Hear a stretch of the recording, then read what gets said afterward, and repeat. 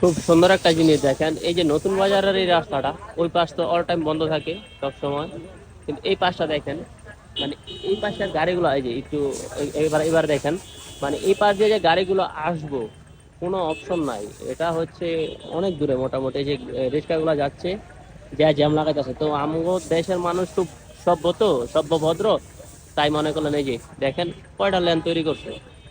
আবার এই যে গাড়িগুলো ঢুকতেছে, এই যে রিক্সাগুলা, ওই পাশ দিয়ে যে ওই যে গাড়িগুলো আসবো, এটার কোনো অপশনে নেই। মানে এই পাশে জ্যামটা না ছুটলে তো আর ওই পাশে জ্যামটা ছুটবে না। এই যে একটা প্রাইভেট কার দেখেন, এই গাড়িটা যে আসবো কিভাবে আসবো, মানে এই যে গাড়িগুলো একটার পর একটা ঢুকতেছে, দেখছেন এই যে রিক্সাগুলো যাইয়া এই যে জ্যাম বাজায়।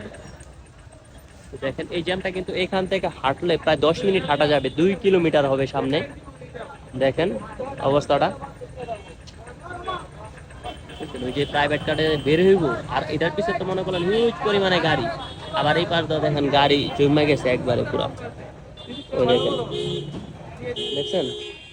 তো যাই হোক, দেশ তো অনেক আগায় গেছে আমগো, এই কারণে মনে করেন এই অবস্থা। তো সরকার যতই চেষ্টা করুক না কেন, সাধারণ পাবলিক যদি না মানায় নেয় বা না স্যাক্রিফাইস করে, তাহলে তো হবে না।